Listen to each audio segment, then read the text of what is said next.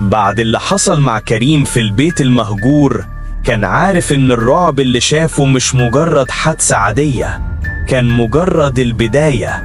الدفتر الأحمر اللي أخدوه من البيت بقى جزء من حياته، وكل صفحة فيه بتحسسه إن البيت دايما بيتابع كل خطوة. الغموض زاد والأسئلة بدأت تتراكم. مين اللي موجود ورا البيت؟ ليه البيت ده مسحور بالشكل ده؟ واللي أهم، هل كريم هيقدر يكتشف الحقيقة قبل ما الرعب يسيطر عليه نهائياً؟ ركز كويس، لأن اللي جاي أقوى، واللي هيحصل هيدخلك في دوامة رعب أكتر من أي مرة قبل كده.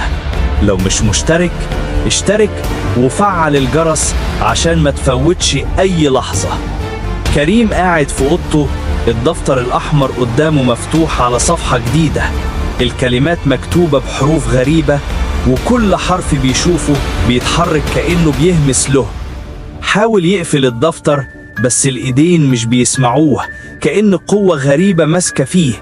فجأة سمع صوت الريح من النافذة رغم إن كل الشبابيك مقفولة، وبدأ يسمع همسات: أنت مش لوحدك، الحق بالحقيقة.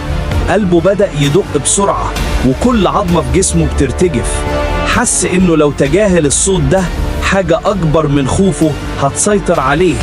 اتنفس بعمق وقرر يقلب الصفحة، ولما شاف الرسمة اللي فيها شعر بصدمة كبيرة. الرسمة كانت البيت اللي دخل فيه، لكن فيها أشباح واقفة حواليه وعيونهم كلها بتبصله. كريم حاول يقفل الدفتر بسرعة، لكن الصفحة اتثبت في إيده. فجأة الأرض تحت رجليه اهتزت وكأنه بيعيش نفس إحساس البيت. أصوات صرخات مكتومة جاية من كل حتة، وكل مرة يسمع فيها بيحس إن الغرفة بتكبر وتضيق في نفس الوقت. الريح زادت والدفتر بدأ يهتز. كريم قلبه وقع من الرعب. فجأة ظهرت صفحة جديدة مكتوب فيها: اللي يشوف ده لازم يواجهه. حس إحساس غريب إنه بيتسحب في عالم تاني، وبدأ يسمع خطوات حواليه، خطوات قريبة، وكل خطوة بتزود توتره. الهمسات زادت وكل صفحة في الدفتر كانت بتتحرك لوحدها. صورته كانت بتظهر جوه الصفحات بس مش شكلها الطبيعي، شكل مشوه، عيونها كبيرة ومخيفة وفمه مفتوح في صرخة. كريم حاول يبعد لكن رجليه اتحبسوا في الأرض.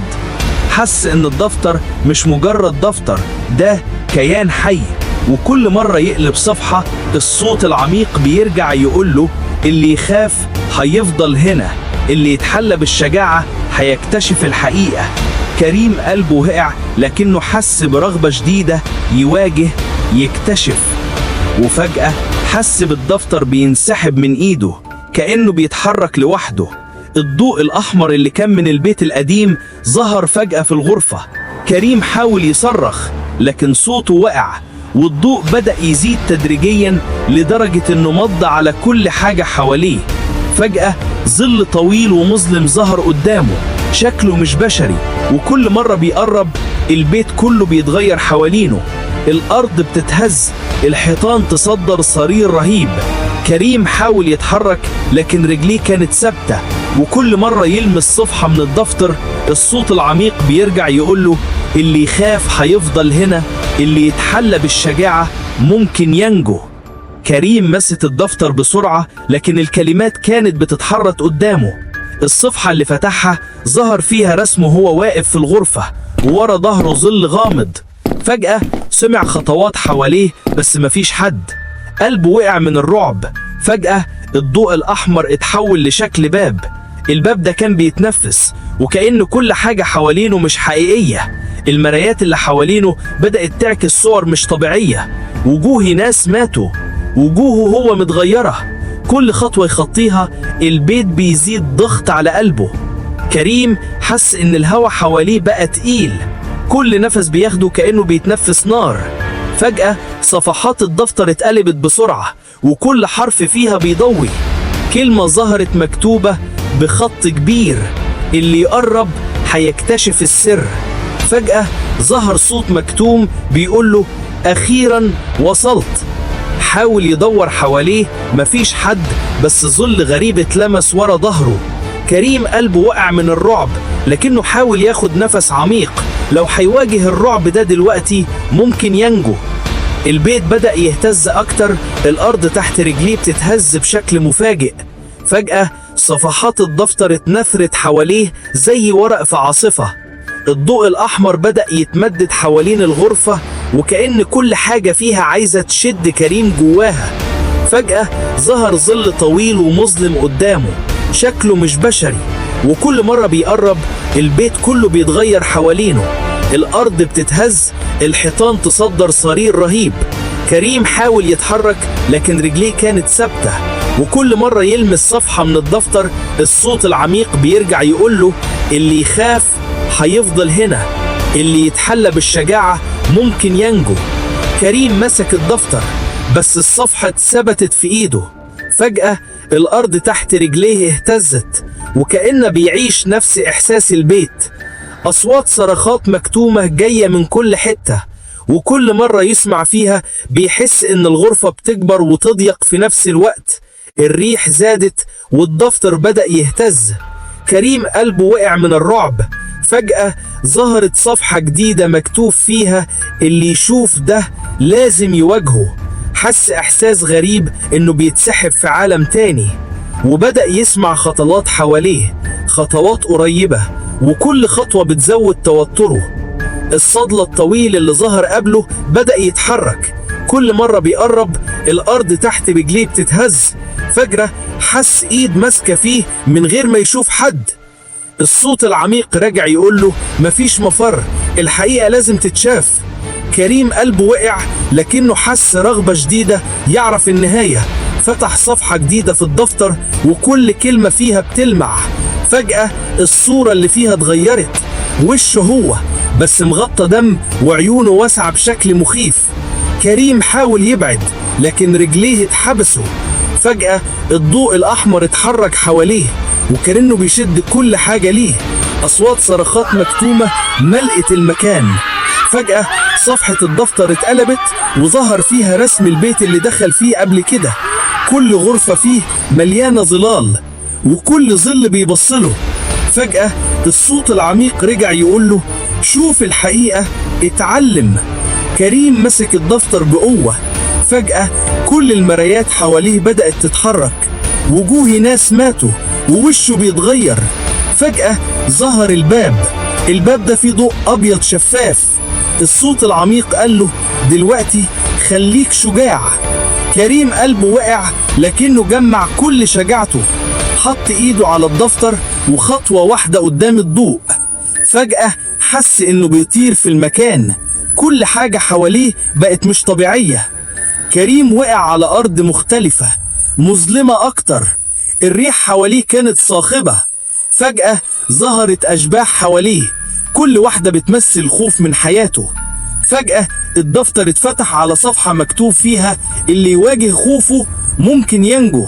كريم قلبه وقع لكنه قرر يواجه كل الرعب. حاول يقف ويحرك رجليه، وكل خطوة كان بيخطوها البيت كله بيتغير حوالينه. الأشباح حاولت تمسكه. فجأة الضوء الأحمر ظهر قدامه، صوت مكتوم قاله اللي هيكتشف الحقيقة هيوصل للنهاية. كريم قلبه وقع لكنه حس إن حاجة ماسكة في إيده وكل صفحة بتلمع. فجأة صفحة واحدة اتقلبت بسرعة، ظهر فيها رسم الظل طويل. الظل ده بيقترب وكل خطوة ليه تزيد الضغط على قلبه. كريم وقف قدام الظل الطويل، كل جزء من جسده بيرتجف. فجأة الأرض تحت رجليه اهتزت جامد، الأصوات حواليه كلها صارت صراخ مكتوم. الريح دخلت من كل مكان وكل صفحة في الدفتر بدأت تتوه. فجأة الصفحة اتقلبت وظهر فيها رسمه هو، وورا ظهره ظل أكبر وأقوى. كل خطوة بيحاول يعملها الرعب بيدخله أكتر.